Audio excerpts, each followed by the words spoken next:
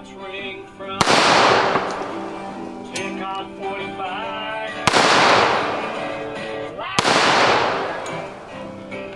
Shoot my ammo any problem.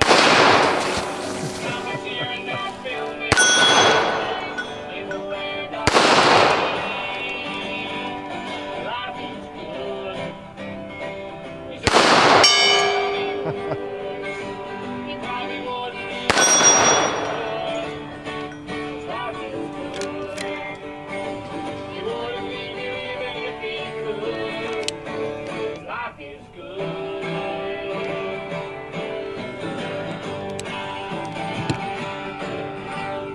Yes, Hickok 45 here, your internet shooting companion, coming to you from the Green Hills of Tennessee, the home of Davy Crockett. Yes, I might be in a black powder state of mind pretty soon. The home of Davy Crockett. Yes, down around Lawrenceburg. If you've ever been down there, you've probably seen some of the hangouts of old Davy Crockett. Glad you're here. It's another beautiful day, actually. Yes, it is. It's very, very, very nice today. A little warmish, but it's green, and we're all here, and we're alive, or else you would not be watching, right? So you see what I have out. Good old USGI 45, Colt 1911. Oh, Remington Rand, excuse me, 1911. I did last week a little early because I went out of town again. And I just wasn't even thinking about Memorial Day for some reason when I actually recorded the video. And so I thought I'd make amends by thanking all the folks that gave the ultimate sacrifice, and also getting out this old Remington Rand warhorse from World War II that was actually, issued and carried, and it's still in very good shape. But pretty cool. In fact, the Remington Rand is what my dad carried in World War II. Not this one, but a Remington Rand and an M1 carbine. But yeah, man, that's main reason I wanted a Remington Rand in addition to my Colt. I've got a couple of Colt USGIs now, but yep, Remington Rand, got to hang on to it. Pretty cool. Wow. Again, very, very special to be able to own one of these and to fire it. Never take that for granted. And it's still shootable. I take good care of them. Don't overshoot them. If I want to go out and blow 1,000 rounds through a 1911 tomorrow, today, or if I want to do it yesterday, yeah, I'm going to get a modern gun probably. But I still take these out and fire them every now and then, and yeah, I'm the curator for a lot of these things, different firearms like this, older firearms, but I mean, they will last virtually forever, they just will, and probably as long as this crazy world allows, individuals to have a firearm, no doubt. I hate to say it that way, but it's just probably a fact. The way things are going. Yeah, man, this is cool. 45 ACP, for those who don't know, if you're young and dumb, no, young and ignorant is the word, and you're not even aware of the old 45, here's the magazines they take, and they take a 45 ACP, 45 caliber, kind of a short cartridge, an automatic cartridge, imagine that. And all that was developed around 1911. So this is one. This was 1943 vintage, I think, but cool gun, A1. This is the 1911 A1, World War II models. The A1s actually came along in, 1924, I think. It's just a couple of modifications, essentially the same gun. We still call them all 1911s, really, even if they've been souped up a lot or whatever. So, gosh, yeah, I'll shoot that. I got another firearm that I'll take a few shots with that has not been fired, at least by me, ever. So, pretty cool. And I'm going to shoot, and I got something else I'm going to shoot. Guess what it is? A lot of requests for it. It's the 80X Cheetah. Boom. There it is, yes. I haven't fired it yet, okay? Maybe nobody has. I don't know. And this is another gun.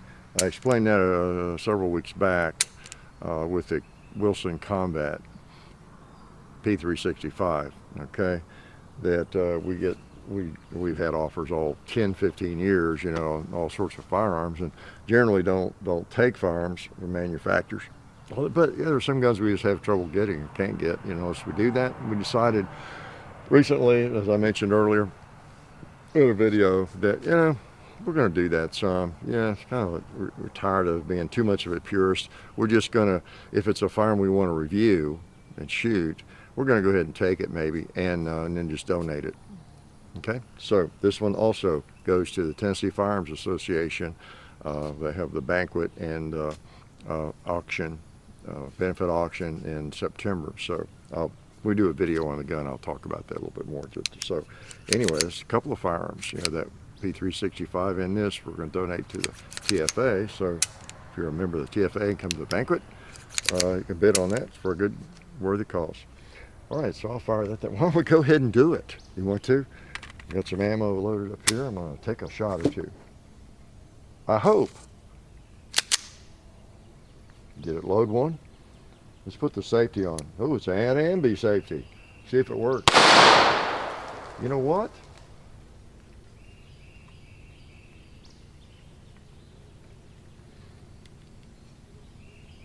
How did I do that? I think I thought I had the safety on.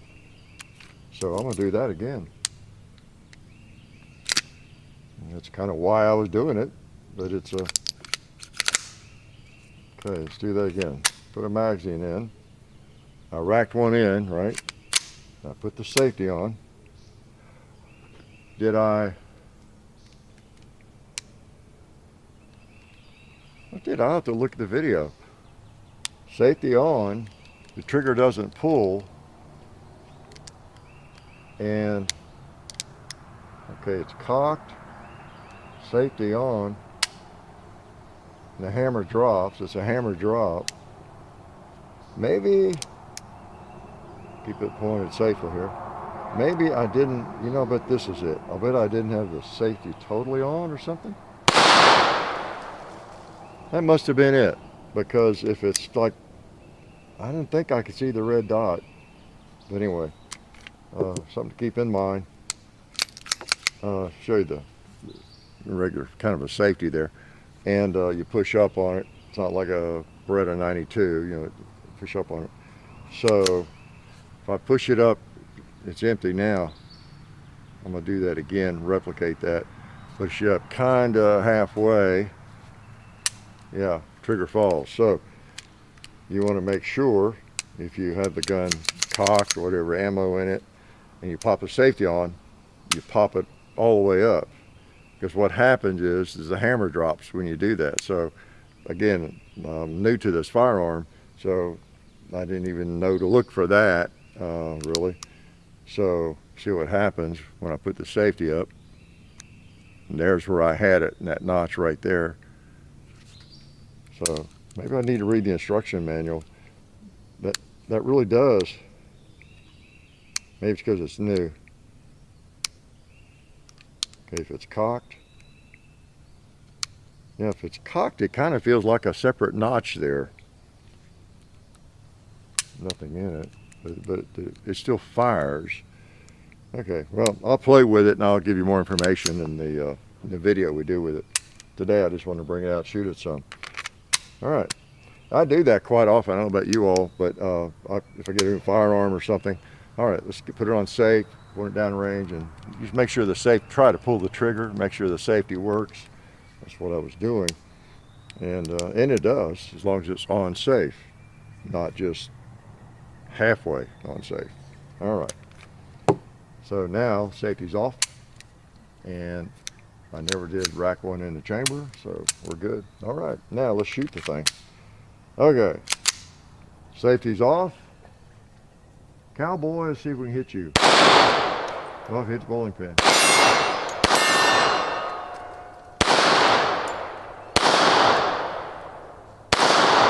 There we go. All right, so I'll shoot it and learn how to work it, and got an ambi safety.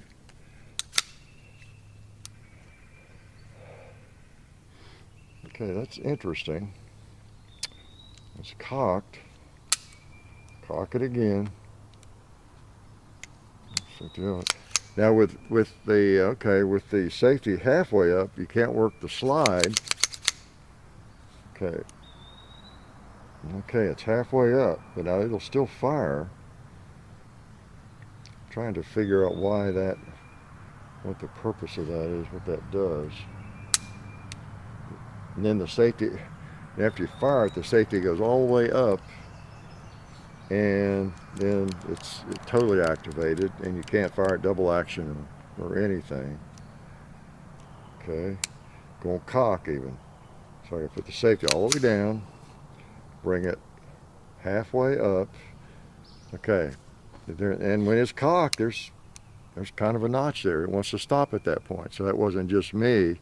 It wants to stop there unless you push it on up like that, and then it decocks. Okay, some of you are sitting there thinking, oh, Hickok's such an idiot. Haven't you ever had a gun like that before? Well, maybe not. Okay, so I'm going to cock it, push that up.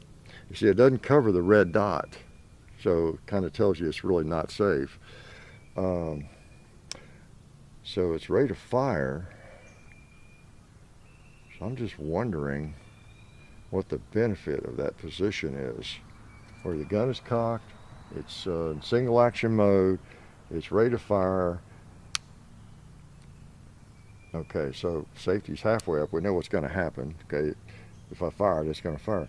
I'm going to put it all the way down. Do the same thing. I don't see what the difference really is. Nothing changes other than the safety fully engages after you fire. Oh well, I'll mess with it. All right, so that's one reason I bring these things out right out of the box sometimes, so we can all be ignorant together, right? I can make you feel as ignorant as I am. All right, there's probably something I'm just not thinking about there or seeing, okay? Imagine that. That'd be a shocking thing, wouldn't it? Sure, I don't, the phone's turned down.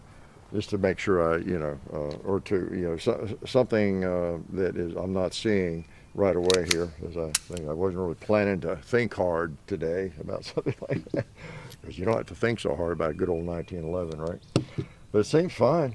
Seems fine. Let me, as far as shooting, let me load it up again. I've got, again, thanks to Wideners.com, I've got some variety. I've got some, what do I have? I've got some MagTech.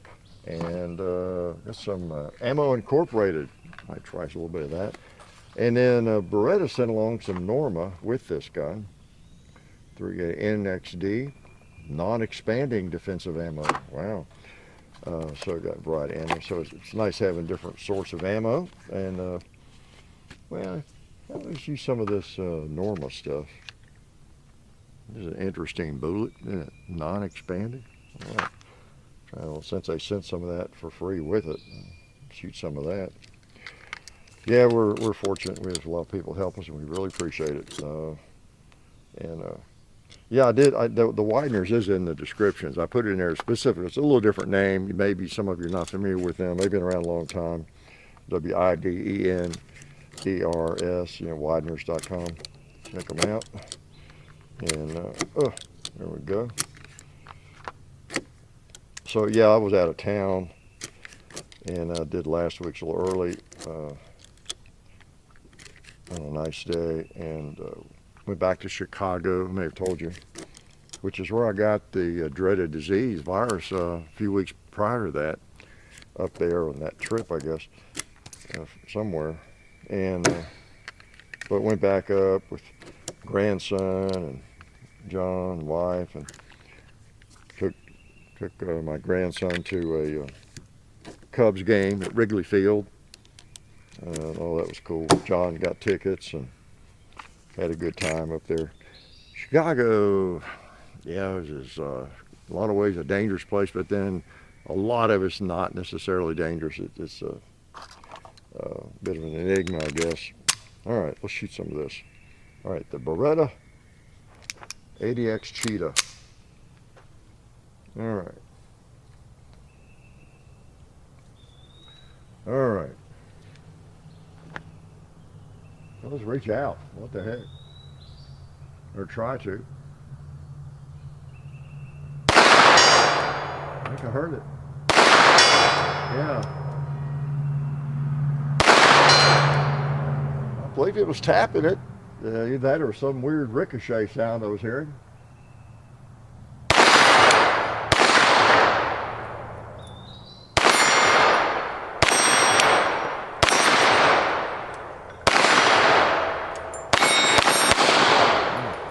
Or not ricochet, but just sometimes if it hits something over there, the wall, you know, it can sound a little bit like metal, especially a lightweight 380. You know, because they don't slam in with as much weight and energy, and it's hard to hear anyway. But I think it was tapping it, wasn't it? Try to get that. That boy thing is smooth. Most Berettas are, aren't they?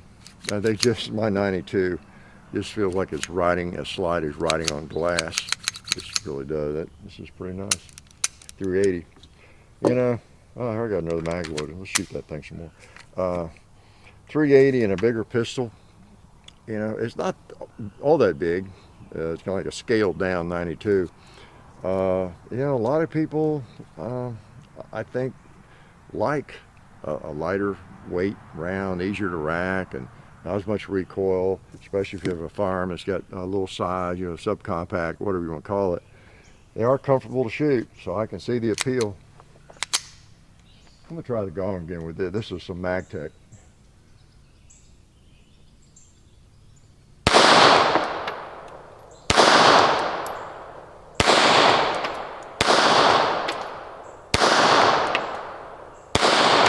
I don't know, I'm not hearing it, or there's a lot of sound from the gun. I don't know. Just don't know.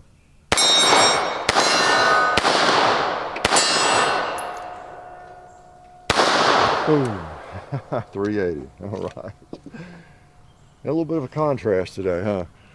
Good old war horse from World War II with a big, slinging big 45 and a 380. Okay. Yeah, man. All right, gosh, I won't preach to you too much. I got all kinds of stuff I could complain about.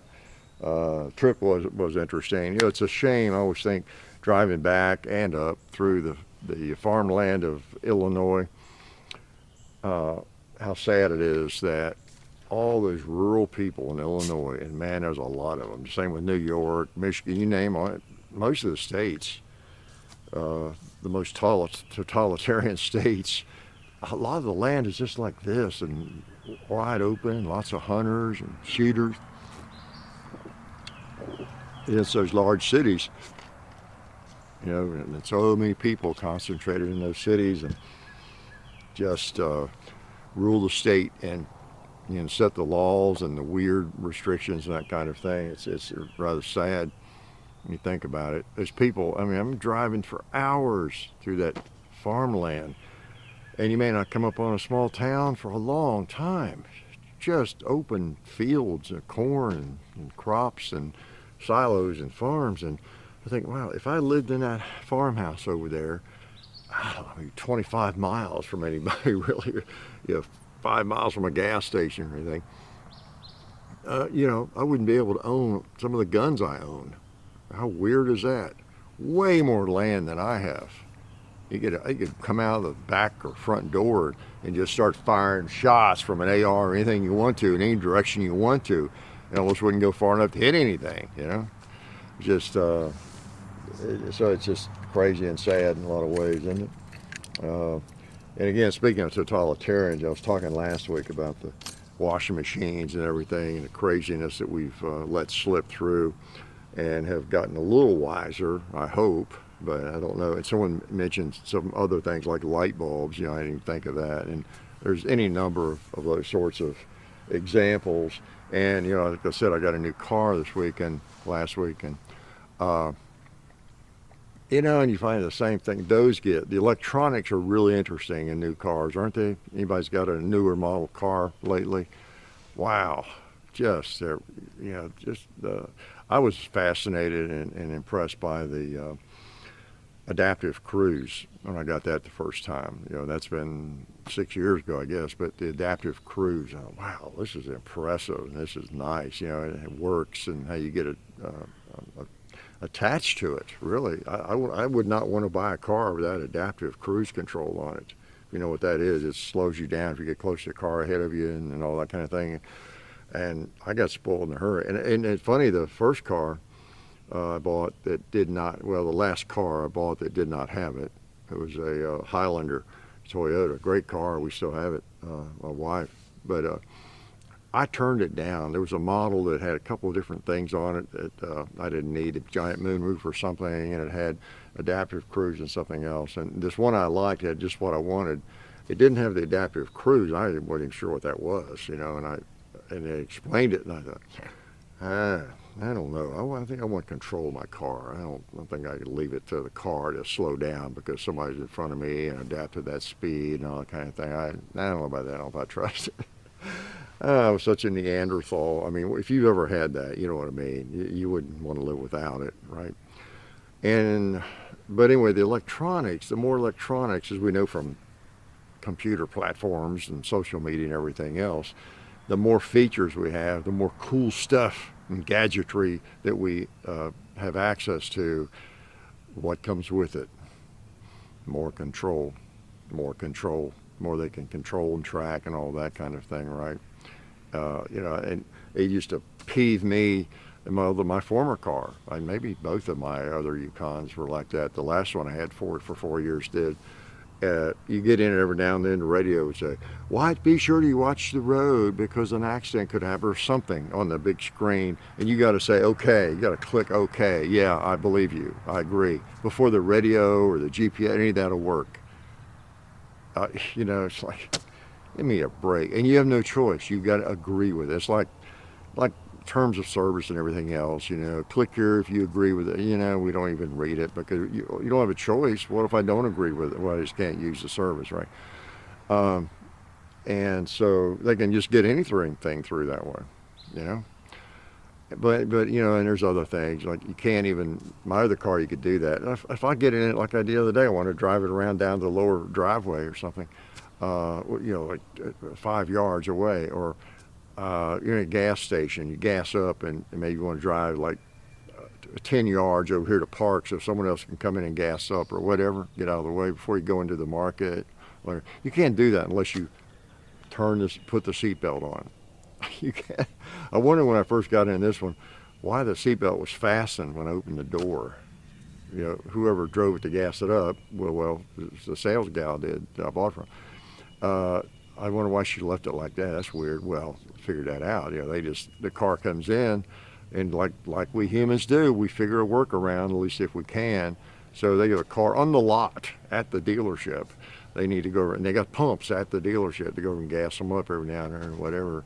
Well, even to get over there 50 yards away through the parking lot, you got to put a seatbelt on, So they just click them together, which is what I would do. It'd be like driving around here, I come over here in my pickup sometimes. I can come over in that thing as I don't get close to trees and scratch it up. That's why I have so many nice knives and machetes and keep the trails trimmed. But I couldn't do that without fastening the seatbelt. Just drive over in the dirt. What else? There's other things on it. You all have more examples too of things you cannot do. It tracks and it requires you do this. There's no end to it. I know I'm sounding like an old man, but I am. Those little things, they're not the end of the world, but maybe they are eventually because it's, again, that slippery slope. It keeps building and building and building, and there's more and more and more things that the God techs, the gods of technology decide for us, and all that kind of thing. And technology has allowed that in a lot of ways. It's a double-edged sword for certain. I remember going around. I was involved in technology in a big way in education and where I taught and when I was in business and everything. So, like I said, I used to be kind of one of the computer gurus. Hard to believe, but and was intentionally involved. I was actually head of a technology committee where I taught the last place and different things, and so was involved in that heavily. And it still used to bug me because then the real techie people, of course, were working out all the programs and all that kind of thing. But what was it? It was email. There was something that came up about the email, and whether it was private or not, on campus and other email, and then big discussion about email and how private it was. And it was a time when a lot of people were just getting into email too. And one of my things was always, because, you know, the thing is, your email is not private. Be careful what you use in email. It's not even 20 years ago, it's not private. If you're with a company, your email is not private, and whatever it is. And if you're emailing in a private service, it's not private. You know, you have no expectation of privacy, this kind of thing. And that used to grate me, really. Private communication should be private. And I know within a company they have the rights, but it's just the fact that with technology and email and text and all that, the difference between that and a letter I write on paper, put it in an envelope and seal it and send to you. Why is there any real difference between that? Because that's always been a federal offense. If someone tampers with the mail, that's serious business. If I write you a letter, put it in my mailbox to send to you, and someone reads that, and anybody reads that, that is serious violation. That is unlawful to do that. That's just, I've grown up knowing that. That's why it's so serious. If you knock someone's mailbox down with a baseball bat, that's a federal offense. You know, the mail has always been sacred, you know, communications between humans. Well, why is it not that way with email? The only difference is it's easy to see what you wrote in an email. We have the technology to see what you wrote in an email. So does this mean that if someone could have snapped their fingers and read every piece of mail in that box of letters at the post office 50 years ago or 25 years ago, that it would have been okay? It was just a lack of technology that made it against the law? Yeah. Why wouldn't it have been okay for someone to just go through every piece of mail you drop in that big blue mailbox, U.S. mailbox, and just open it up and read it? The government or anybody, you know. Why was there an expectation of privacy in our communications? And there's not now, you know. So anyway, you can tell that was a pet peeve of mine. But anyway, with technology, the point is with technology, you just give up all kinds of the privacy and power. I don't really mean power, but just the power of privacy, I guess. So I don't know. That's always bugged me a little bit. I'm a libertarian, you know. Sorry, can't help it. All right. I'm not even really trying to hide anything. Sounds like I must be, right? Like I must have a still out here in the woods or something.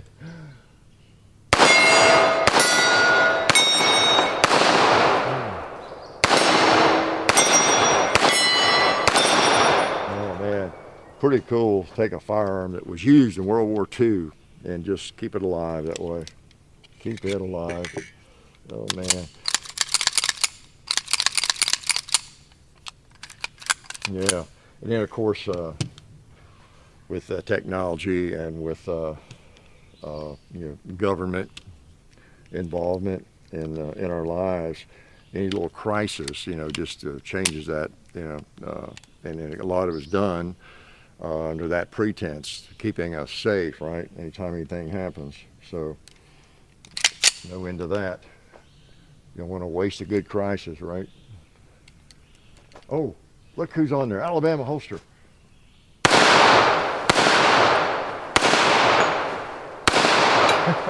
I just obliterated the Alabama holster logo. Sorry about that, but we really appreciate their assistance. Great little maker of high quality concealment Kydex holsters. You know, pocket, purse, inside the waistband, outside the waistband. Check them out. Alabama holster.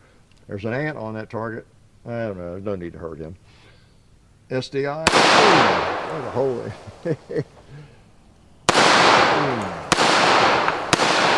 Oh, nice. I just shot Talon grips and barrel stall. Yeah, that's the other thing. Speaking of Alabama holster, going into Illinois, you know, I take my gun out and I take it out and unload it, you know, going through Illinois into Chicago. Isn't it crazy? You can't carry this really in Chicago. So you know, I manage that. I know you carry everywhere. You know, it's you can do that. You explain to Bubba why your lawyer won't call you back, and all that kind of thing. There are so many anti-gun prosecuting attorneys in these cities, and they show up in strangest places, out in the wild and country too. You just never know, and they like to make it their mission to prosecute somebody to the fullest extent of the law, to set an example. You probably heard some of the horror stories, and I might just be I don't know, recognized by the wrong person somewhere, get swatted or something. So it's harder. It might be harder for me to be the gray man, so to speak. Now it's not as likely for someone who's anti-gun to recognize me, I guess, but you never know. Somebody with them might, or something, or just because they hate me so much because we have so many videos, and they might recognize me or something, or someone say, hey, isn't that Hickok? Yeah, but he's got a gun. Let's call the police and let him know he has one, or something, and tell him he has one. So I have a little of that. That makes maybe my situation a little different. I don't know. What do you think? I just think it might. So it's hard for me to be under the radar, maybe, But anyway, I'm too old to go to jail. But anyway, just, ridiculous law. In fact, I bought a Chicago pocket knife. I don't have it with me. I switched it back. I can't even carry my little Delica Spyderco in Chicago. Dangerous weapon, right? The rule in the law in Chicago is it has to be under, I think, either 2.5 inches or under, or under 2.5 inches, whatever. So I bought another Spyderco about 2 weeks ago. That's like, I don't know, 2.25 inch or something like that. And it's a little small for my hand, but at least I have a knife, And I don't mean as a weapon. At least I have a knife. I must pull a knife out 10 times a day to open something or cut something. Yeah, imagine that, a tool. It's ridiculous, isn't it? So anyway, lots of do-gooders in the world, aren't there? And they're trying to change everything for us, trying to protect us, to make them feel better mainly, right? So let's shoot this nice old 45 some more. And quit ranting, Hickok. I'm going to throw one of these on the gong. Now, if I hit the gong with this, I think we can hear it.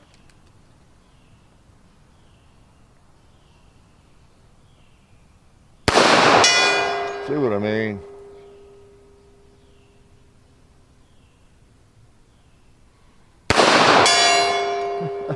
See, 45 just solves a lot of problems.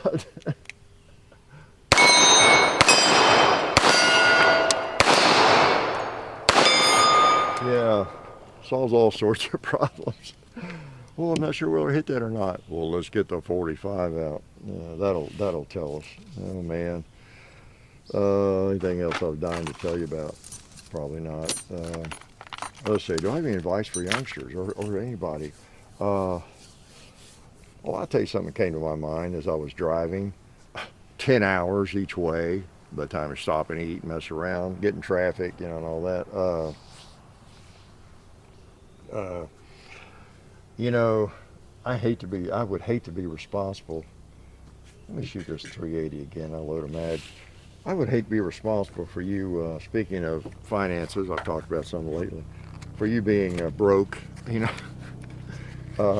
if you're a little younger or you're very impulsive, you have trouble controlling yourself. I can't talk today.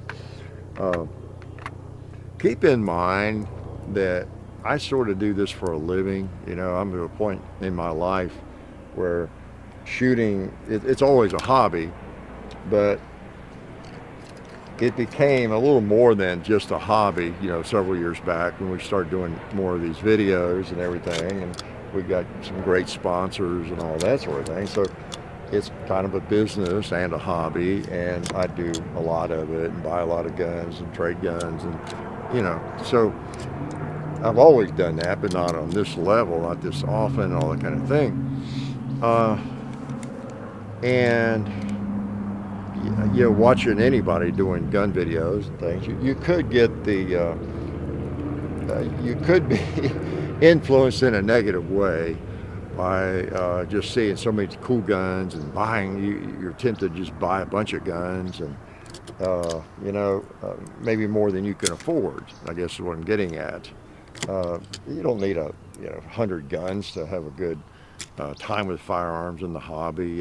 Just a handful, 5, 6, 7, 8, 10 firearms. You can get you a nice rifle, 22 rifle, maybe a 22 pistol, a shotgun, a defensive gun, maybe a big revolver. I mean, you can have a piece of all the different sorts of popular firearms. Maybe eventually, maybe you can't do that yet, but don't break the bank and go in debt buying luxuries, I guess. Okay, so it just occurred to me. I talked to you a lot about budget and all that kind of thing. Just be aware that I'm in a different place, as are a lot of people when it comes to firearms. You may have an uncle or a brother or somebody just the same way. They're in a different place. They have their careers established. Maybe they're making good money. Their finances are in good order, and so it seems like every month they buy some cool new gun or whatever, and then watching us is kind of the same thing. Well, just you don't have to go crazy. Don't let the tail wag the dog. It's just a hobby for almost everybody, and even me mostly, but a little different place, and that's one of the things about media in general. We watch things we like or listen to things we like or music, and we sometimes get maybe too caught up in it, and we want to be just like that person or do the same things that person does, whatever it is, so you just be aware of that, young people, and again, and not a little bit of an analogy, not to compare us or anybody doing gun videos with a rock star. But I used to talk to my students about that, how interesting it is. Interestingly enough, a lot of people, I think, back in the '60s and in any era, were really influenced by our favorite musicians and rock stars or country stars or whoever it is, right? We just love that music, and particularly rock music, perhaps, in the 60s, 70s, whatever. Here's what I mean. Think about how many youngsters, and I would see it back even when I was teaching, middle schoolers or whoever. How many youngsters just idolize, I don't know, Rolling Stones or the Beatles or Black Sabbath or any of the hard heavy metal bands or just anybody, Ozzy Osbourne, whatever, just love the music, gets so much into it. You've probably known people like that. You might have been that way. And you begin to dress like them, and you just love the music, and you play it, and you go to the concerts even, and you want to be them. You want to be just like them. And I would remind students that is so cool. I was the same way to some extent with my favorite singers, whether the Rolling Stones or Led Zeppelin or Beatles or whoever. Bob Dylan, loved Bob Dylan. But I would remind, that was an example I'd use quite often. Again, I don't mean to equate us gun video makers or with that, but there's that element there that we get caught up in what we watch, sometimes carried away. And the irony is, Bob Dylan, for example, he was a renegade kind of protester, right? He was a famous protester and everything, rage against the establishment and that kind of thing. And so I want to rage against the establishment and be anti-establishment. And everything is wrong. Everything needs to be changed too, just like Bob Dylan singing about, maybe. A little exaggeration with Bob Dylan, but you know what I'm saying? There were other rock singers that, just want to tear down everything maybe and all that. And yeah. Well, I would advise students, look, keep in mind now, Bob Dylan and others, name them whoever you want, heavy metal people, whoever it might be, they are making millions and millions and millions of dollars, sometimes every month, raging against the establishment that enables them to make millions and millions of dollars, okay? That's how they're making their money, by feeding you and me what we want to hear, maybe. If we spend all of our time raging against the establishment and society and how terrible society is, nobody's going to pay me or you millions and millions to do that. We're just going to end up being a ne'er-do-well bum and have no career. You know, I mean, I know that's all a little bit exaggerated, but you get my point. We always want to be careful to put things in their proper perspective. You know, like most of my life, just like you, I'm buying a gun when I can, but not that often. Maybe a couple a year. You know, and then often I'd have to trade to get a different firearm. That's why you end up letting guns get away. You know, that you didn't really want to let get away. And that's the way the real world. So in some ways, I'm not in the real world now. That's kind of the point, is that I'm in a different world because I do this kind of for a living, you know. So you don't need every gun you see me or Such or anybody else, you know, review, do you? Now, you might like to have them. Maybe I would too. So, I don't know, it just occurred to me, a wild thought. That's what I do on Sundays. I share wild, crazy, stupid thoughts, right? All right. I'm still wondering about that. It's round, it's loaded, it's got around the chamber. I guess I have to read the instruction manual. And the safety goes halfway up. There's definitely a notch there. And if I force it on up, it decocks.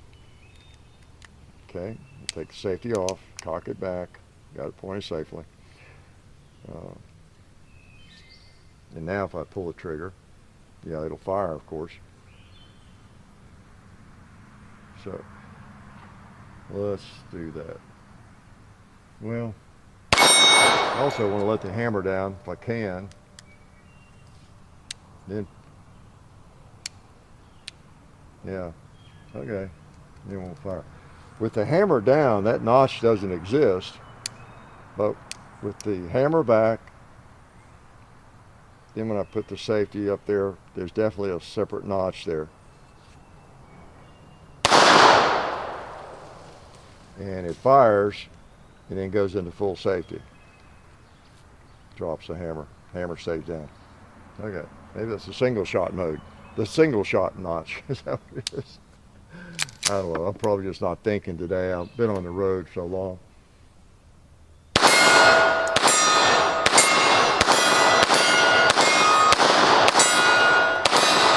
Yeah, pretty nifty little gun though. Yeah. And I did tell you we went to Wrigley Field. So I'm not a huge baseball fan, but you have to,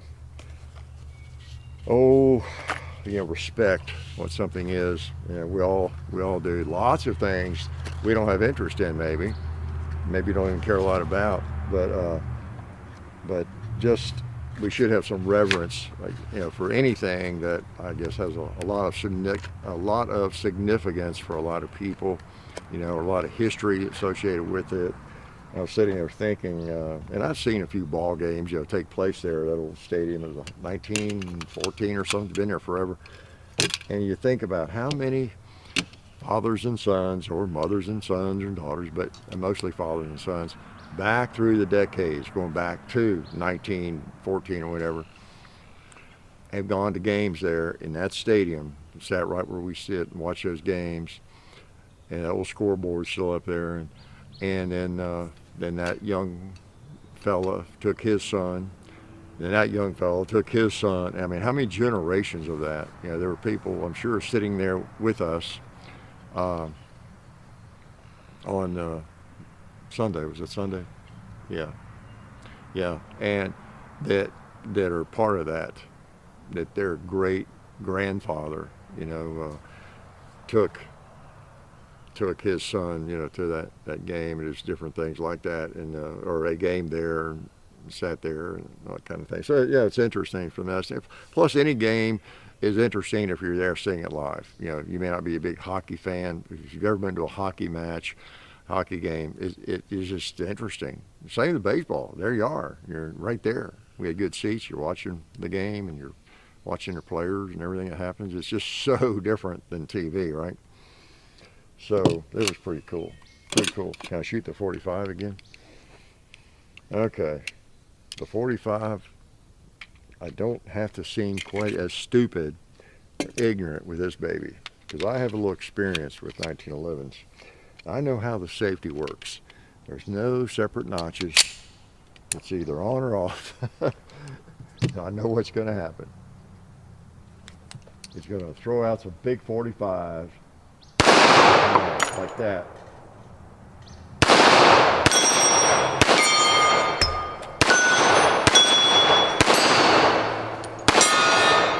And there's no question when I hit the target, right? Look at that bore.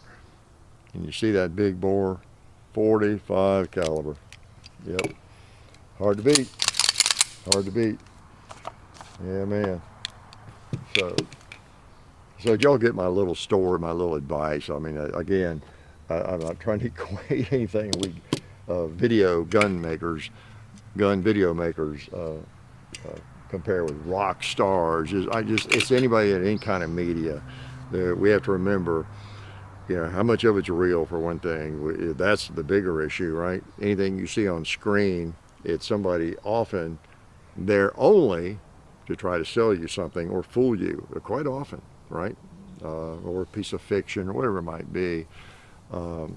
So you have to really, really use your best powers of observation and logic and just that gut feeling. If you've had any experience in life, you get that gut feeling too, don't you, when you're watching somebody? Hopefully you don't get a bad gut feeling about me, other than just my ignorance, but I have a pretty strong gut when it comes to that. I used to be in management for a while, and just I had to interview a lot of people and different things, and you just get a feeling about people. You really do. And I'm the same way, watching, any video and anything, because there's so many videos where people are trying to sell you something, whatever it might be. You're just not going to live if you don't buy gold, if you don't do this or buy that or invest in this or whatever it might be. And it's kind of easy to see the agendas, isn't it? Pretty easy, isn't it? And it doesn't mean they're all evil. And then often there's some sense in whatever, even if they're trying to sell you something, there's some sense maybe there too, some good advice as well. But you always want to know what somebody's agenda is, young people or old. But most people have, especially in media, an agenda, and if you're not watching, and then they're not there, they don't exist. But same with us.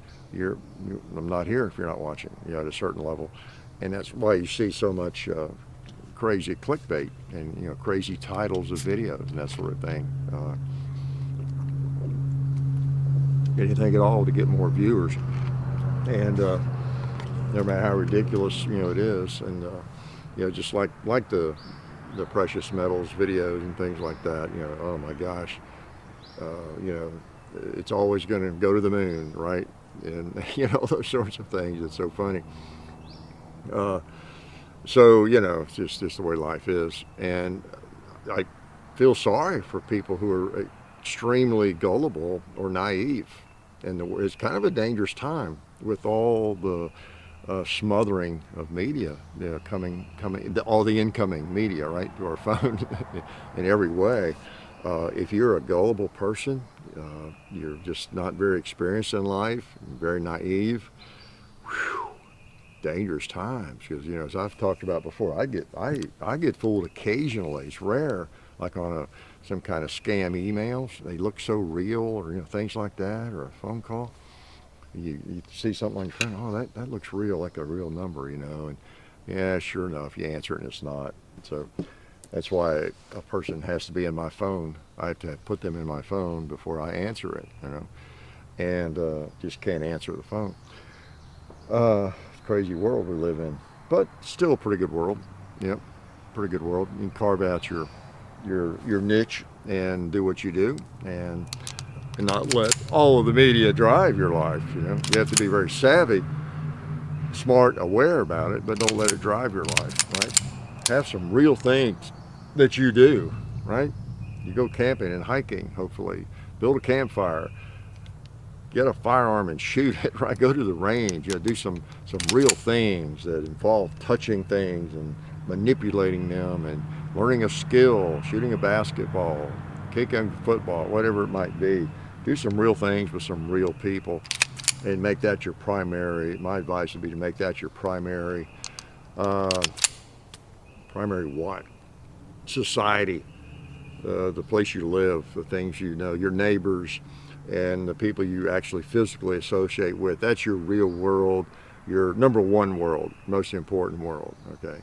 Then we all are going to have this virtual world, right, to some extent. People we don't know, maybe we communicate with, videos of people. We like the videos, information, or we don't know them really, but that's another world we all have. To make your primary world, real people, if you can, family and your friends, neighbors. Have some friends, have some neighbors. If you have trouble talking to people, maybe learn to talk to people. A lot of it's just confidence. Most people, I think, probably are begging for, figuratively speaking, somebody to talk to them or to actually have a conversation with. Maybe they just, a lot of young people I know don't have the skills to interact with people. We see that, out and around markets or wherever you are. People are not sure if you talk to them. They're like, oh, what? I don't know what to say. Just not easy to speak with. If you're like that, maybe I don't know what the issue is. Too much time on the phone. Maybe you just are afraid to talk to people, and you think about it too much. You worry about it too much, about what you're going to say to somebody. I don't know what to say to this person. Don't worry about what to say. Just say hi.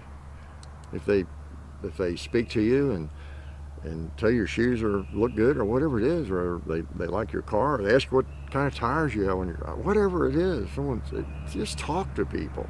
Doesn't matter what you say. Just don't be afraid of the world. Don't walk on eggshells. I think that's the biggest difference really between, maybe that's the thing that I know people think old people talk too much, right? We do, I guess. But we're just used to that. It's the way we grew up, talking to folks, not being afraid to talk to people. And maybe that's part of it. They just don't know what to say. They're afraid you'll say the wrong thing and overthink it and think everybody's out to get you or something. I don't know what exactly that is, but man, life is short. Be nice to people and talk to people. If people seem a little dangerous, don't talk to them, right? That might be a wise move. But I think the world's a little too uptight, don't you? Yeah. I know what the problem is.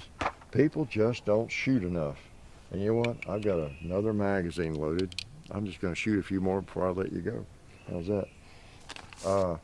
I apologize for shooting stainless steel magazines. What else? Wilson Combat magazine, or whatever.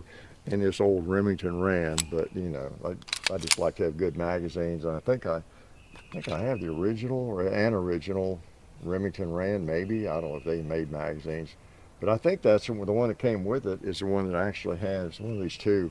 I think it was this one. That's a Colt 45 Auto magazine. I know back in the day, in the 70s, the first 1911s I bought, if you didn't have a magazine with that on it, it probably was not going to work reliably. That's just the way it was. There weren't all these aftermarket choices of quality magazines, and so those were really nice to have. You'd get a couple with the firearm, and then you try to find a couple more maybe, and they were usually 7-rounders at that time. But I think it was this one that's not marked that came with it. It appears to be old, but I think I had a malfunction or two with it early on. The spring might be kind of weak in it. So, but anyway, I just pulled out my Wilson, my Nighthawk Custom magazines, and when I have a 1911 out, you all know that, right? Okay, we'll shoot another mag here. I'm going to pump that propane tank with a couple of chunks of lead.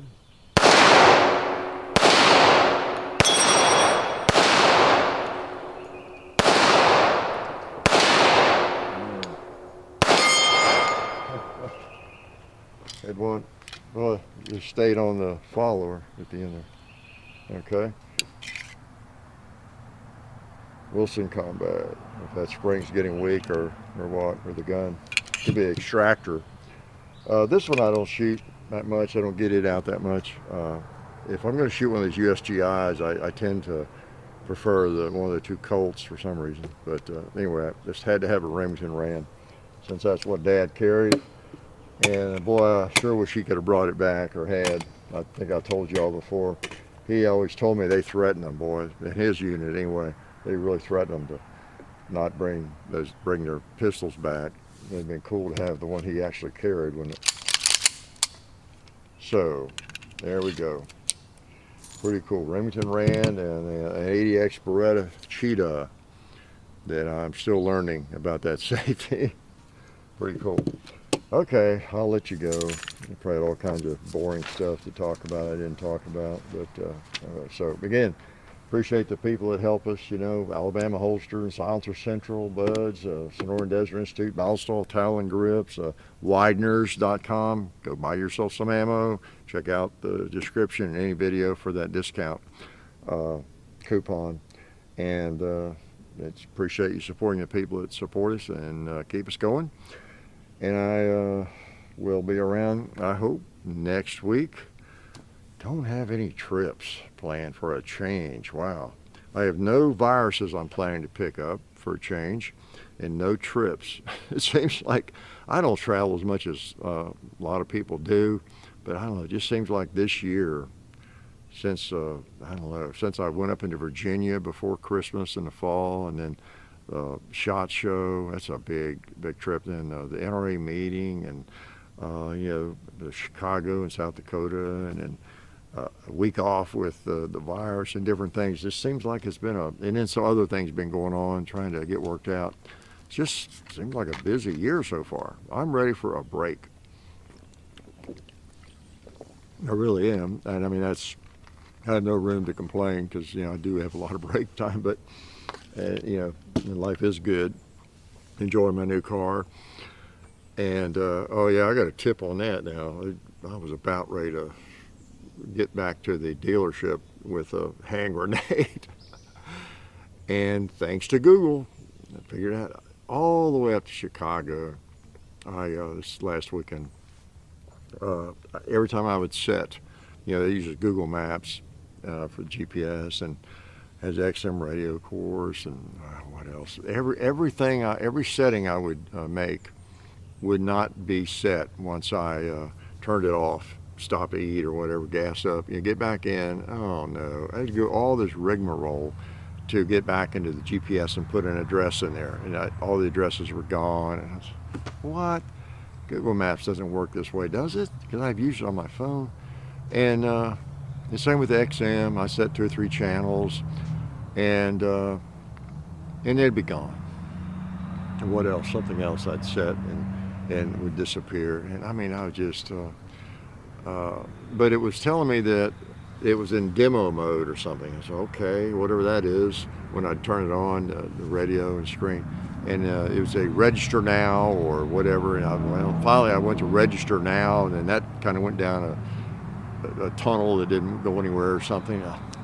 So I don't know. So I don't know what the heck it was. So when I got to Chicago, I Googled around and about demo mode. Now, that must be it. Something about the demo mode, hopefully.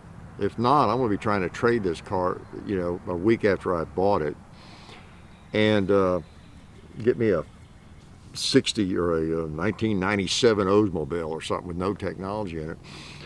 And I don't know, I found some threads, not as many as I wanted, on demo mode, and it was saying transport mode and all this kind of thing.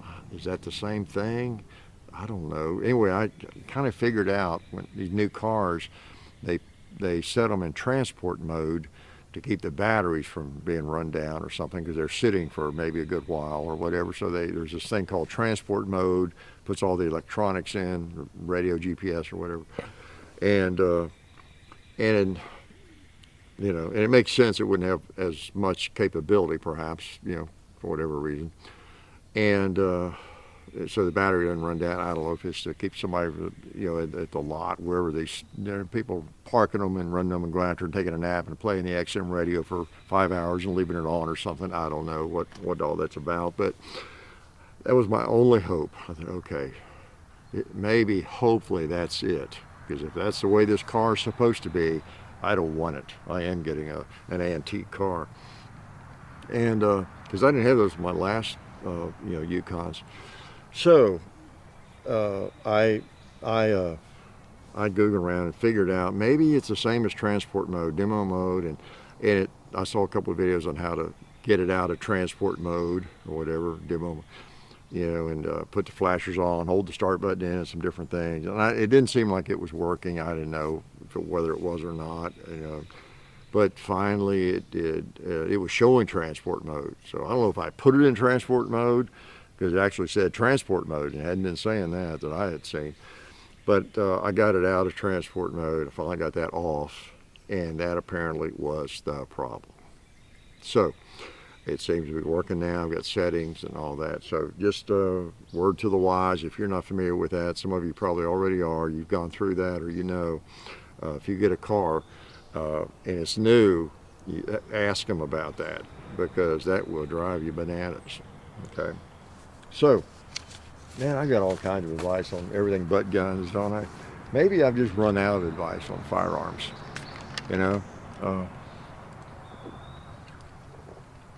I've given you all the advice I know of in firearms, other than different firearms, and then demonstrating my incompetence with some firearms.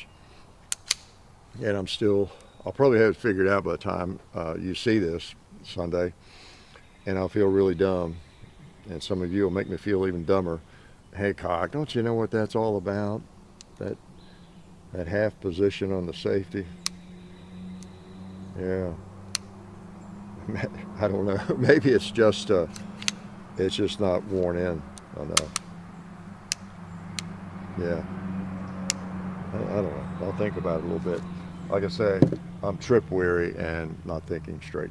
So I'm going to let you go, and I appreciate you coming by and appreciate your support. Hope you have a good summer and that you get a chance to do a little shooting. And I was about to say earlier, I'm anxious to get those muzzle loaders out. I have not shot a muzzle loader since last fall sometime. And I know not a lot of people love muzzle loaders. They don't get as many people coming to watch whenever we do a muzzle loader video. If it could be the coolest Civil War firearm or whatever it is, Revolutionary War muzzle loader, but that's okay. I like them, and some of you like them.